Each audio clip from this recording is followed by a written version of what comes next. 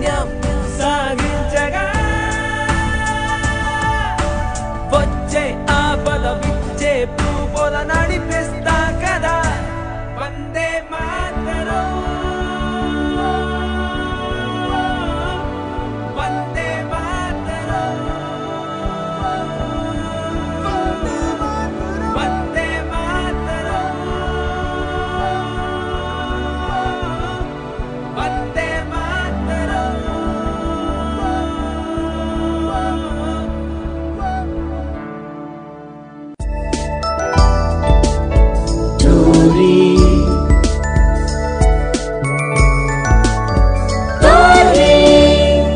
సినీ సంగీత స్వరలాహిరి ప్రపంచవ్యాప్తంగా ఉన్నటువంటి తెలుగు శ్రోతలందరికీ మరొకసారి చిన్న ప్రపంచం తరఫున స్వాగతం అండి. ఈరోజు మనం Telugu one radio on internet తోరీలోని చిన్న ప్రపంచం కార్యక్రమంలో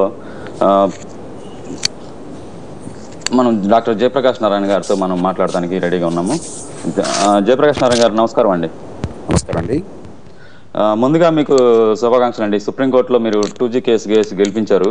ఒక జనరల్గా అందరూ రాజా మీద, చిదంబరం మీద, ఇలాంటి వాళ్ళ మీద, వ్యక్తుల మీద చేశారు, కానీ మీరు వ్యవస్థ మీద కేసు వేసి గెలిపించారు. దీని గురించి ఒక ముక్క మాట్లాడతారు మీరు? మంచి పరిణామం. ఎందుకంటే సరే రాజా మరొకళ్ళు జైలుకి వెళితే వెళ్తారు, ఆస్తులు పోవాలి, కానీ కీలకమైన అంశం రేపు పొద్దున లంచం ఇచ్చి ప్రభుత్వం దగ్గర నుంచి అన్యాయంగా ఏం పొందినా కూడా, అది మైన్స్ కావచ్చు, భూములు కావచ్చు, స్పెక్ట్రమ్ కావచ్చు, మరొకటి కావచ్చు, లంచం డబ్బులు పోతాయి, ప్రభుత్వం నుంచి అన్యాయంగా మనకు వచ్చింది కూడా పోతుందన్న భయం కలగకపోయినట్టయితే ఈ దేశంలో లాలూచి పడ్డ అవినీతి పోదన్న ఉద్దేశంతో ఈ లైసెన్సులు పోవాలని చెప్పని గట్టిగా మొట్టమొదటి లోక్సత్తా వాదించింది. పోస్ట్ కార్డు ఉద్యమం చేపట్టాము, మనీ ఆర్డర్ ఉద్యమం చేపట్టాము. ఆ తర్వాత దేశంలో ప్రముఖులందరినీ కూడా మనలో దీనిలో వాదులుగా చేర్చి మనతో పాటు ఈ కోర్టు కేసు వేశాము. సుప్రీంకోర్టు ఇచ్చిన తీర్పు చాలా ఆనందకరమైనటువంటిది. ఈ దేశంలో అవినీతిని భవిష్యత్తులో అడ్డుకోవడం కోసం, ముఖ్యంగా లాలూచిపడి కార్పొరేట్లంతా అవినీతి పడేది అడ్డుకోవడం కోసం గొప్ప అవకాశం ఇది. దానికి మనం చాలా సంతోషించాలి.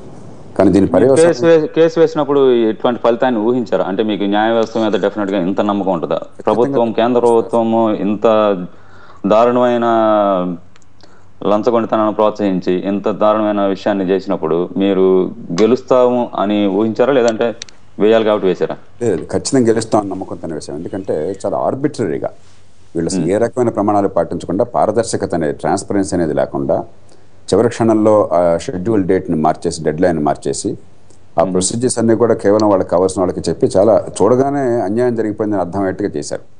కాబట్టి దీన్ని బ్రేక్ చేయడం కోసం మన ఆర్గ్యుమెంట్స్ కూడా చాలా పవర్ఫుల్గా డెవలప్ చేసాం. ఉదాహరణ కాంట్రాక్ట్స్ యాక్ట్లో మనం అన్యాయంగా కనుక కాంట్రాక్ట్ వచ్చినట్టయితే కాంట్రాక్ట్ వాయిడ్ అయిపోతుంది. అట్లాగే 2007లో మన దేశంలో ఈ హెలికాప్టర్ విషయంలో మనకి యూరోకాప్టర్ కంపెనీకి 197 హెలికాప్టర్లు, ఒక $600 మిలియన్ డీలు. ఈ రకంగానే అయితే దాన్ని సిఏజీ ఇచ్చిన రిపోర్ట్ ఆధారంగా దాన్ని మనం క్యాన్సిల్ చేస్తాం మన దేశంలో. కాబట్టి ఈ దేశంలో ప్రెసిడెంట్స్ ఉన్నాయి. అంటే ఇవన్నీ పూర్తిగా కూలంకషంగా ఆలోచించి గట్టిగా వాదన చేశాము. గ్యారంటీ గెలుస్తామని విశ్వాసం ఉన్నది. దానిలో మాకు ఏమాత్రం అనుమానం అసలు. ఓకేనండి. మీ జనరల్గా మీ బర్త్డే January 14th. మామూలుగా ఆ టైంలో మనకి సంక్రాంతి పండుగ ఎక్కువ రైతులందరూ పండుగ చేసుకుంటూ ఉంటారు. ఇది కాకతాళీయమా, లేదంటే రైతుల పట్ల మీకు ముందు నుంచి అలాంటి ప్రేమ ఎక్కువ ఉందా? ఇప్పుడు మనలో చాలా మంది గ్రామ ప్రాంతాల నుంచి పుట్టిన వాళ్ళం, మట్టి వాసన తెలిసిన వాళ్ళం కాదు. పట్టణాలకు వచ్చేసాము, మన బతుకుల్లో రకరకాల ఇతర అంశాలు ప్రవేశించినాయి. కానీ రైతు అంటే మమకారం భారతదేశంలో ఇంకో తరం కాలం సహజంగా ఉంటుంది. రెండోది, తీవ్రంగా నష్టపోతున్న వర్గం ఇది. కేవలం రొమాంటిక్గా ఏదో రైతు అంటే మమకారంతో మనం చేస్తున్నది కాదు. రైతులు తీవ్రంగా నష్టపోతున్నారు. వ్యవసాయ రంగం, రైతులు అంటే కౌలుదారులు కానీ సొంతదారులు కానీ గతంలో ఎప్పుడు లేనంతగా నష్టపోతున్నారు. ఇవాళ 55% వ్యవసాయంలో ఉన్నటువంటి పాపానికి తలసరి ఆదాయం వాళ్ళది మిగతా వాళ్ళతో పోలిస్తే 8వ వంతు అయిపోయింది. 8వ వంతు ఆదాయం అంటే 40,000 రూపాయలు ఒక్క కుటుంబానికి మిగతా రంగాల్లో ఉన్న వాళ్ళకి నెలకు ఆదాయం అయితే, వ్యవసాయంలో ఉన్న వాళ్ళకి తలసరి ఆదాయం, నెలకి ఆదాయం, కుటుంబ ఆదాయం కేవలం 5,000 రూపాయలు మాత్రమే ఉంది. ఈ తేడా బహుశా 20 రెట్లు పెరిగిపోతుంది వచ్చే 10 ఏళ్లలో. అంచేత ఇప్పుడు రక్షించుకోకపోతే వ్యవసాయాన్ని, ఇక గ్రామాల వల్లకాడైపోతే దేశంలో హింస పెరిగిపోతుంది. కాబట్టి ఖచ్చితంగా ఇది చేయాల్సిన ఉద్దేశం ఉంది. అందుకోసం న్యాయం కోసం పోరాడుతున్నాం. మాకు రైతుకు అన్యాయంగా దోచిపడి మనం కోరట్లా, రైతు ఏమి ఉచితంగా కోరట్లా. మాకు న్యాయంగా చేయండి, మాకు రేటు వచ్చి ఏర్పాటు చేయండి, మా మీద జరుగుతున్న అన్యాయాన్ని ఆపండి అంటున్నాడు అంతే. జేపీ గారు, ఈ రోజు మనం చాలా మంది చాలా పార్టీలు మనకి యాత్రల పేరు మీద లేదంటే ఇంకో రకంగా రైతు దగ్గరికి కేవలం ఓటు రాజకీయాల కోసం వెళ్తున్నటువంటి సందర్భంలో మీరు కూడా మరొక రాజకీయ యాత్ర లేదంటే రైతు యాత్ర, మీరు దీన్ని ఎలా చూస్తున్నారు? ఓట్ల కోసం చూస్తున్నారా లేదంటే నిజమైన రైతు సంక్షేమం కోసం చూస్తున్నారా? ఇప్పుడు మన దురదృష్టం ఏంటంటే అసలు ఓట్లు వేరు, ప్రజల సంక్షేమం వేరు అనే పరిస్థితి మనం తీసుకొచ్చాం ఈ దేశంలో. అవును సార్, నాలాంటి సామాన్య మానవుడికి అది ఎప్పటికీ అందుబాటులేదు. కేవలం ప్రజల్ని మోసం చేయడం కోసం మాత్రమే రాజకీయం అని చెప్పిన పరిస్థితి వచ్చింది. కానీ నిజాయితీ గల నిజమైన రాజకీయం అని చెప్పంటే ప్రజల్ని సంఘటితం చేయాలి, అన్ని వర్గాల ప్రజలని సమన్వయం చేయాలి, నిజాయితీ గల సమస్యల్ని మనం ప్రజల దృష్టికి తీసుకొచ్చి ప్రజల అభిప్రాయాన్ని సంఘటితపరిచి ఆ సమస్య పరిష్కారం కోసం మార్గాన్ని చూపెట్టాలి. ఇవాళ ఏమవుతుంది, ప్రభుత్వ విధానాలు రైతుకు శాపంగా పరిణమించినాయి. ఇవాళ ప్రకృతి శాపం వల్ల రైతుకు నష్టం కలగట్లా, కేవలం ప్రభుత్వాలు చేస్తున్నటువంటి చర్యల వల్ల, ప్రభుత్వాలు చేస్తున్న పాపాల వల్ల రైతుకు నష్టం కలుగుతున్నది. ఉదాహరణకి రైతుకి పంట పండనప్పుడు ఎట్లాగో నష్టమే, పంట పండినా కూడా రైతుకు రేటు రాకుండా విధానాలను పూర్తిగా ప్రభుత్వాలు చేస్తున్నాయి. అది వరి లాంటి ధాన్యం పంటలు కావచ్చు, లేకపోతే పత్తి లాంటి వాణిజ్య పంటలు కావచ్చు, నూనె గింజలు లాంటి ఆహార పంటలు కావచ్చు, లేకపోతే పళ్ళు కూరగాయలు కావచ్చు, ప్రతి రంగంలో కూడా ప్రభుత్వాలు చేస్తున్నటువంటి చర్యల వల్ల మాత్రమే రైతు నష్టపోతున్నాడు. కాబట్టి నిర్దిష్ట పరిష్కారాలు మనం చూపెడుతున్నాం. ప్రభుత్వం నుంచి మనం 1000 కోట్ల రూపాయలు ప్రజాధనాన్ని దోచిపెట్టమంటలా. వ్యవసాయ రంగానికి న్యాయం జరగాలని చెప్పంటే ప్రభుత్వం చేస్తున్న అన్యాయాన్ని ఆపాలని చెప్పి స్పష్టమైన చూపెడుతున్నాం. మహాత్మా గాంధీ ఏ రీతిలో అయితే దండి సత్యాగ్రహంలో ఆ ఉప్పు సత్యాగ్రహం చేసి ఆయన స్వతంత్ర పోరాటానికి ఉప్పుని ప్రత్యేకంగా మలిచాడో, అలాగే వ్యవసాయ రంగానికి గ్రామీణ రంగానికి జరుగుతున్న అన్యాయానికి ఈవేళ దీన్ని ప్రత్యేకంగా చేస్తున్నాం మనం. అంతే తప్ప ఇది కేవలం వరి రైతుల కోసం మాత్రం సమస్య కాదు, ఆంధ్రప్రదేశ్ రైతుల సమస్య కాదు. భారతదేశంలో ఎక్కడ రైతులున్నా కూడా ఇవాళ విపరీతంగా నష్టపోతున్నారు ప్రభుత్వ విధానాల వల్ల. దానికి ఒక పవర్ఫుల్ సింబాలిక్ మూమెంట్ కావాలి.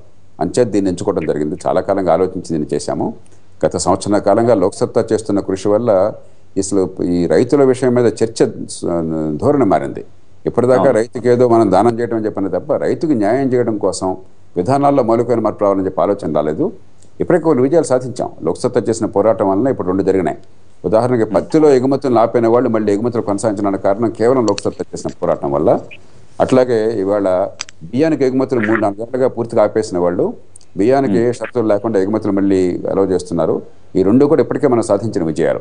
కానీ ఇవి కేవలం తొలి విజయాలు మాత్రమే. ఖచ్చితంగా వ్యవసాయ రంగానికి ప్రభుత్వం నుంచి విముక్తి కావాలి, రైతుకి రేటు వచ్చే విధానాలు కావాలి. డెఫినెట్గా అండి. ఒక కాలర్ ఉన్నారండి, కాలర్తో మాట్లాడదాం. హలో హలో అండి.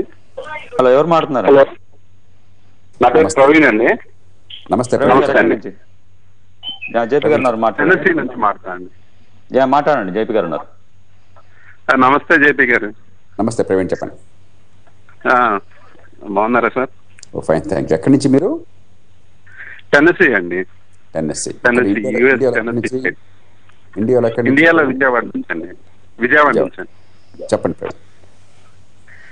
ఇప్పుడు మన అడ్మినిస్ట్రేషన్ గురించి లేమెన్ గా మాకు ఒక ఐడియా రావాలంటే, పాలిటిక్స్ పరంగా కానీ ఏదన్నా, మీరంటే యువర్ ఐఏఎస్ ఆఫీసర్, మీకు అన్ని తెలుస్తాయి. మేము తెలుసుకోవాలంటే కొన్ని బుక్స్ కానీ, ద బెస్ట్ బుక్స్ అవైలబుల్ ఉంటే చెప్తారని. ఇంకా 2 క్వశ్చన్స్ ఉన్నాయండి, వరుసగా అడగమంటారా లేకపోతే? అడగండి.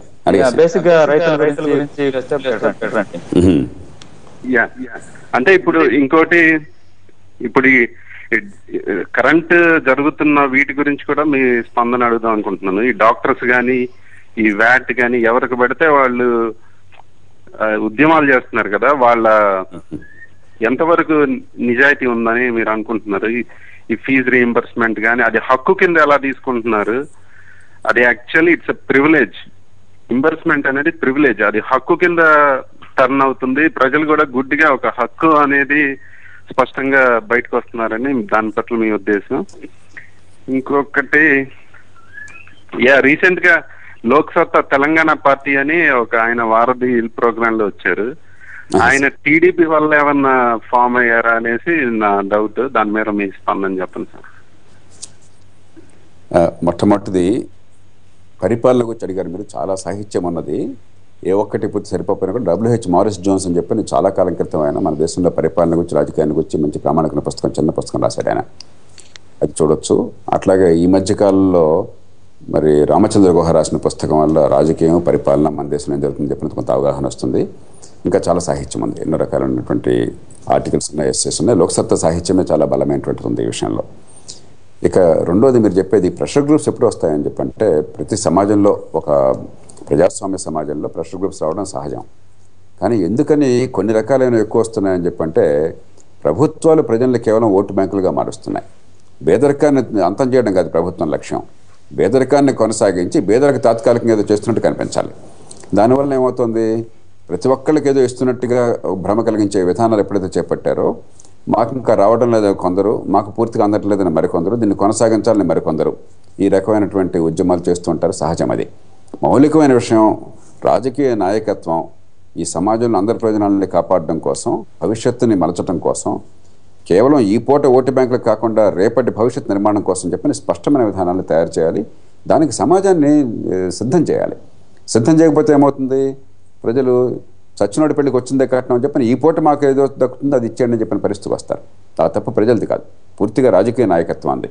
ఎప్పటికప్పుడు ఓటు బ్యాంకులు రాజకీయం తప్ప రేపు పొద్దున సంపద పెంచి అందరికీ పంచుదాము, అందరికీ అవకాశాలను కల్పిద్దాము, అందరికీ ఉపాధిని ఇద్దాము, పేదరికాన్ని తొలగిద్దామని చెప్పినటువంటి సంకల్పాన్ని వాళ్ళు ప్రకటించలేదు, దానికి ప్రజల్ని తయారు చేయలేదు. అందువల్లనే ఈ దేశంలో తాత్కాలికమైనటువంటి లాభం కోసం చెప్పిన ఈ పూట మాకు వచ్చే దానికోసం చెప్పని ఎన్నో ఉద్యమాలు, హడావుళ్ళు, సరే ఒక పరుషమైన భాష తలతీస్తామని చెప్పాను, కాళ్ళు నరుకుతామని చెప్పాను, అలాంటి భాష వస్తుంది. దాని నుంచి బయటపడాలని చెప్పంటే ఇప్పుడు లోక్సత్తా చేస్తున్న రీతి తప్ప, పిఎఫ్ఎల్ మీలాంటి వాళ్ళంతా చేస్తున్న మద్దతు తప్ప వేరే మార్గాలు లేదు. దీనికి షార్ట్ కట్స్ ఏం లేవు ఈ దేశంలో మార్పు రావాలని చెప్పంటే. ఇక మీరు చెప్పారు ఎవరో మరి నాకు తెలియదు ఏం జరిగిందని చెప్పన్నది టీవీ ఛానల్లోనో మరో దానిలోనో. ఎవరికైనా హక్కు ఉన్నది, కానీ మనం నిర్ణయం చేయవలసింది వాస్తవాలు ఏమిటి, ఒక సమాజంలో అసలు వాస్తవాలు ఏమిటి, వాస్తవాల ఆధారంగా నిర్ణయం జరగాలి తప్ప నిజాన్ని ఎంతకాలం దాచిపెట్టలేం మనం ఈ దేశంలో. కానీ ప్రస్తుతానికి ఏమవుతుందంటే ఈ జనమాధ్యమాల వల్ల 15 minutes ఆఫ్ ఫేమ్ తాత్కాలికంగా హడావుడి చేస్తే ప్రచారం ఎక్కువైపోతున్నది, నిజం అబద్ధానికి తేడా తెలియకుండా పోతున్నది. కానీ దీర్ఘకాలంగా చూస్తే ఇప్పుడు కూడా నిజం అనేది నిలబడుతుంది, అబద్ధం అనేది అంతరించిపోతుంది. ఇవన్నీ తట్టుకోవాలి మనం, అంతే. నెక్స్ట్ గోపాల్. జేపీ గారు, మీరు రాజకీయ నాయకుడి కంటే కూడా కలెక్టర్గా ఉన్నప్పుడే 25 ఏళ్ల క్రితం మీరు 2 లక్షల ఎకరాలని ఎకరాకి 2,000 చొప్పున 2 సంవత్సరాల్లో మీరు ఇరిగేషన్కి అనుగా తయారు చేయగలిగారు ఒంగోలులో. మరి ఇప్పుడు చూసినట్టయితే కనపడినటువంటి ప్రాజెక్టులు, ఎప్పటికీ పూర్తి కాని ప్రాజెక్టులు కొన్ని వేల కోట్ల రూపాయలతో జరుగుతూ ఉంది. ఇంతవరకు ఒక ఎకరాకి కూడా నీరు అందించిన పరిస్థితి ఎక్కడ కనపడతలేదు. సో రాజకీయ నాయకుడిగా మీరు ఇప్పుడు ఏమైనా విజయవంతం అయినట్టా, లేదంటే అధికారిగానే మీరు విజయం పొందారా? గొప్ప. ఇప్పుడు ఒక అధికారిగా మీకు ఒక స్పష్టమైన పరిధి, మీకు కొన్ని పదవుల్లో కొన్ని నిర్దిష్టమైన అవకాశాలు ఉంటాయి. అవకాశాన్ని సద్వినియోగం చేసుకుంటే మంచి ఫలితాలు వస్తాయి. నా అదృష్టం కొద్దీ నేను ఏ పదవిలో ఉన్నా కూడా అవకాశాలు సద్వినియోగం చేసుకోగలను. ప్రజలు నాకు కలిసి వచ్చారు. అలాగే ప్రభుత్వాలు, పార్టీలు కూడా నాకు పూర్తిగా అవకాశాన్ని ఇచ్చినాయి, నాకు స్వేచ్ఛను ఇచ్చినాయి, నా మీద గౌరవాన్ని ఉంచినాయి, నమ్మకాన్ని పెట్టినాయి. దానివల్ల ఫలితాలు వచ్చినాయి. అందుకనే మీకు విశాఖపట్నం జిల్లాలో దేశంలో ఎక్కడ జరగని రీతిలో భూమి పోయినటువంటి నిర్వాసితులందరికీ కూడా 8,000 మందికి ఆ కుటుంబాల్లో వాళ్ళకి శాశ్వతంగా పనికొచ్చే ఉద్యోగాలు వచ్చినాయి. వాళ్ళ కుటుంబాలు బయటపడినాయి. అట్లాగే ప్రకాశం జిల్లాలో 42 కోట్ల రూపాయలతో 2 లక్షల ఎకరాలు రైతులే బ్రహ్మాండంగా చేసుకోగలిగారు. రాష్ట్రం మొత్తంలో 22 జిల్లాల్లో 20 ఏళ్లలో 1,00,000 ఎకరాలు జరిగితే ఒక్క జిల్లాలో 2.5 ఏళ్లలో 2 లక్షల ఎకరాలు జరిగింది. అది కేవలం ప్రజల వల్ల జరిగింది. నేను ఎలా చేసినానంటే వాళ్ళకున్న అడ్డుగోడలు తొలగించానంతే, అధికారం వాడి చేతుల్లో పెట్టానంతే. కానీ నేను కానీ నాలాంటి వాళ్ళు బాగా చేస్తున్నాం అనుకున్న వాళ్ళు కానీ 100 చేయాలనుకుంటే బాగా చేస్తే మనం 25-30 చేస్తున్నాం. కానీ ఈ 25-30 కూడా కొన్ని చోట్ల కొంతమంది జరుగుతుంది అంతే. అందరి ద్వారా అన్ని చోట్ల కూడా 100 కనీసం 70-80 జరగాలంటే వ్యవస్థల మార్పులు కావాలి. కానీ వ్యవస్థల మార్పులు జరిగేది ఇప్పుడు నేను చెప్పేది, నేను ఇప్పుడు ప్రస్తుతం చేస్తున్నది, లోక్సత్తా చేస్తున్నది ఇదిగో ఇరిగేషన్ తీసుకొచ్చామని చెప్పడానికి అంత తేలిక కాదు. కొన్ని సందర్భాలు అది కూడా చూపెట్టగలం. ఉదాహరణకి